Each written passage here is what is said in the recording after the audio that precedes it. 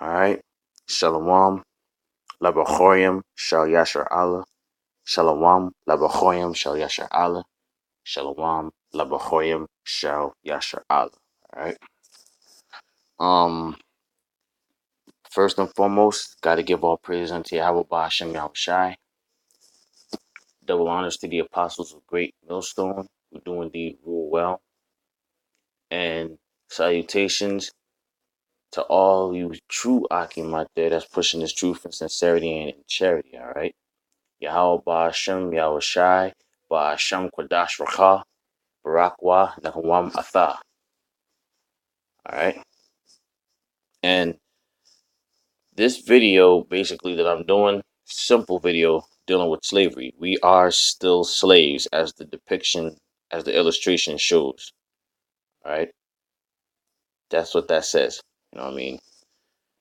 We are indeed still slaves to this day, not because the physical chains have been broken.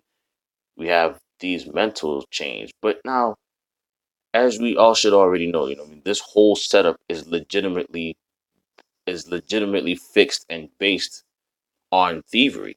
You see what I'm saying?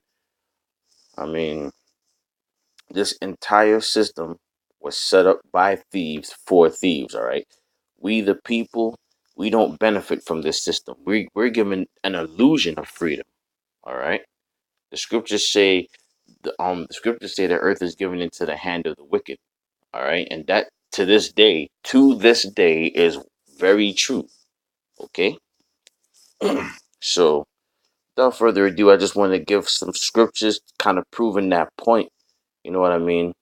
And then from there, kind of close out. Because this is just a short video, man. Just telling brothers out there what they already know and trying to let the masses, well, not even the masses, because really this is not for the masses, but for the most part, I'm just trying to basically expound on the point, push the point that, yo, we're still in captivity, okay?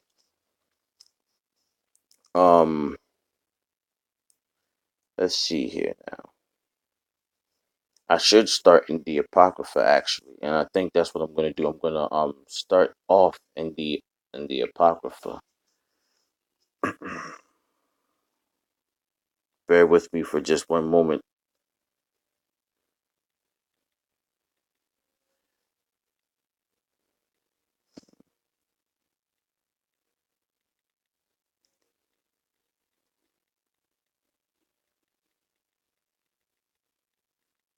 All right, just to give a quick yeah, Baruch. That's the scripture I was looking for there. There you go. Baruch chapter 3 and verse 8. Now, again, it's important that I start with the scripture because what we need to understand is that we are still indeed, even in this day and age, all right, in this modern time, we are indeed still in captivity. This is Baruch chapter 3 and verse 8. Behold, we are yet this day in our captivity, where thou hast scattered us. And who scattered us? You know what I'm saying? Never forget, yeah, it was an unfortunate thing that happened to our people, but it was judgment for going off, okay? Every time we went off, the Lord put the heathen over us. This has happened time and time and time again, and this is the final time this is going to take place, all right? Um, Behold, we are yet this day in our captivity, where thou hast scattered us for a reproach and a curse, once again, because we disobeyed the Most High, all right? We went against the laws, the statutes, and commandments, and to be subject to payments according to all the iniquities of our fathers. So there you go, in the same scripture right there, according to all the iniquities of our fathers, which departed from the Lord our power. So this is why to this day we are in our captivity, okay? That's just what it is. And we are still in captivity to this day. We have not been freed, okay? Slavery was never ended. It was just meant to include everybody now, okay? Taxation is theft. Taxation without representation is theft. And as people, we have no control over that. Again, we are given an we're given a false understanding of what freedom truly is. Okay, never forget the central bank, the so-called Federal Reserve Bank. Okay, is not run by the people. It is a private bank, okay, run by private stockholders, and they legitimately have this entire world by the screws, okay? They control everything. But now, with that being said, I'm gonna go ahead now and jump into the scriptures, all right? Because at the end of the day, remember, the earth was given unto the wicked, and what are the wicked going to do? Well, they're going to do what the wicked do, okay? The scriptures tell you that as a people, Esau, you know what I'm saying? Esau as a people, his spirit is not upright in him. He's a grievous people. They are indeed the harbingers of death. Okay. Revelations talk about the pale horse. Okay, and him that rode upon the horse is death. That's Esau. We're in that time right now, and like we had this nor'easter pass through in Philadelphia. A whole bunch of trees is falling all over the place. That's prophetic, really and truly, because trees represent people when you think about it, and that's legitimately prophetic. A huge nor'easter came in, high winds, snow, cold as ever. What does cold represent? Cold represents death. Okay, and all these trees being uprooted and things like that. All of these trees being uprooted is an actual prophetic. It's a prophetic phenomenon. It talks about a lot of death getting ready to occur. Okay, and this is how we're going to be delivered up out of this captivity. See, we're slaves now, but guess what? As it is written, through much tribulation, we are to enter into the kingdom of heaven.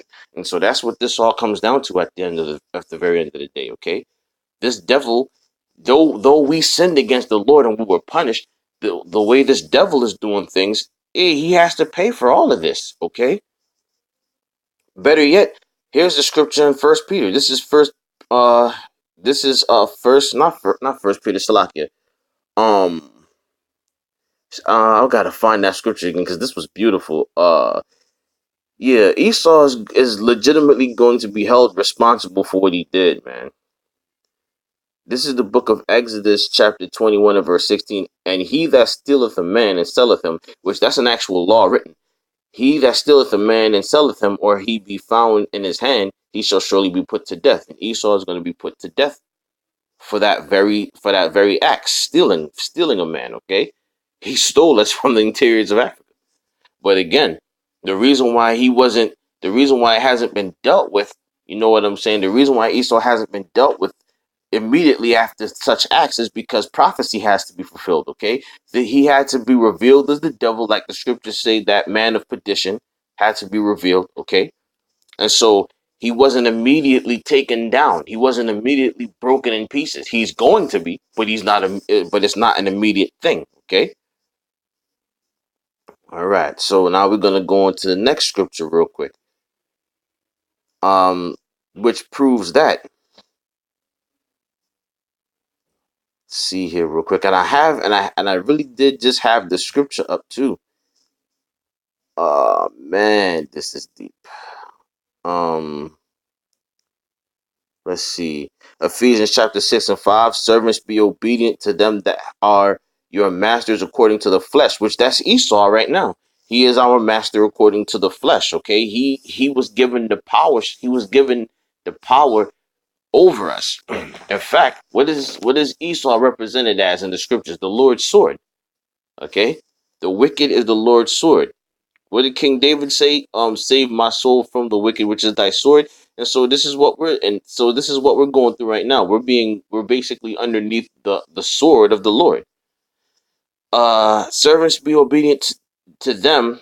This is Ephesians 6 and 5. Once again, servants be obedient to them that are your masters according to the flesh, with fear and trembling, and singleness of your heart, as unto Yahushua, unto Hamashiach. Okay. Our true masters in the flesh dealing with this truth, however, though, is the apostles and elders, though. Let's not get that twisted. It's the apostles and elders, okay? But now dealing with prophecy and slavery now, Esau, okay? Esau runs this whole setup. That's why the scriptures even tell you, agree with thine enemy quickly. Why do you think the scriptures say that? Because as it is right now, Esau is our master in the flesh, okay? Let's see here now. This is the book of Exodus, the 21st chapter in the 20th verse. And if a man smite his servant or his maid with a rod, and he die under his hand, he shall be surely punished. So so Esau pursuing his people with the sword, that should tell you something. See, the Lord, the Lord wrote it right. It was written right here in Exodus. If a man smite his servant or his handmaid with the rod, and he die under his hand, so you're not supposed to kill your servant. Okay, but again, Esau is the harbinger of death. Okay, and he pursued us with a mightily great hand to slaughter us, and he slaughtered a good majority of us, man. All kind of crazy, wicked, you know what I'm saying, things was done unto us, man. From feeding our children to alligators, using us as alligator bait, to what was called the devil's punch bowl, man. All type of things was done unto us.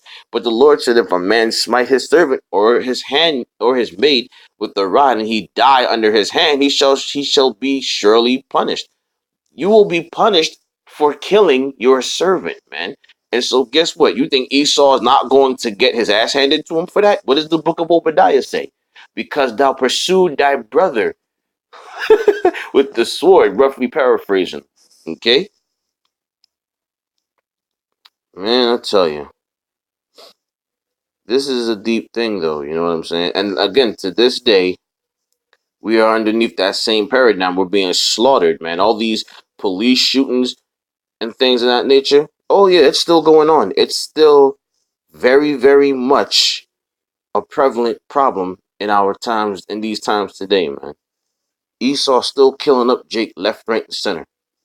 Okay?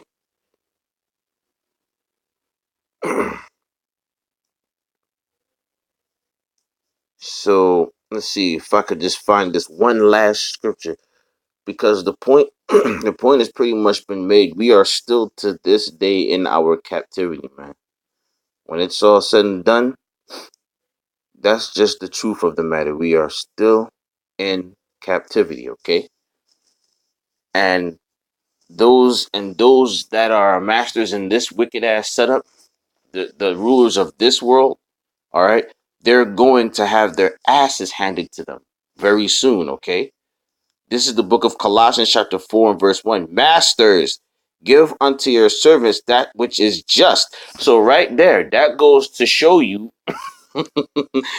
that goes to show you that Esau is not fit to rule. Listen to what Colossians 4 and 1 says. Masters, give unto your servants that which is just and equal, knowing that ye also have a master in heaven. Okay? And what does the scripture say about Esau? His ways are always grievous, for the Lord is out of his sight, way above and up out of his sight, man. So guess what that means? Yeah, prophecy says that we were going to go into captivity under these devils for a season. But after that season is up, the Most High is going to put the spirits on his chosen to destroy this devil. And on top of that, bring the chariots out to fight. And then Yahweh Shai himself is going to be joining the fray. The lion cometh from his thicket, and the destroyer of the Gentiles is on his way, man. Yahweh Shai. And then ultimately, this place is going to be evaporated. Like the Apostle Gabar said in one of his videos, in one of his mailbags, he said America is going to be 100% desert, man. The earth is going to be beautified, yes, but America is going to be 100% desert. This place is going to be taken clean out of this setup, clean out of this existence, all right? So that's the point, all right? That's basically the point. And so, with that said, once again, want to give all praise unto Yahweh Ba'ashem Yahweh Shai. All praises are indeed due. I want to give once again double honors to the apostles and elders of GMS. Okay, and a hearty salutations to all you Akim out there on the four corners of the earth, pushing this truth and sincerity and in charity. Listen, we are to this day in our captivity. Okay, to this day, we are still captives. To this day, we are still slaves. Slavery was never truly abolished, okay? It was simply made to include everybody. All right? And you already know Jake is getting the worst of it. There's no getting around that, okay? But very soon, very, very, very soon, this devil is going to be destroyed, man. And with that said, I say Shalom.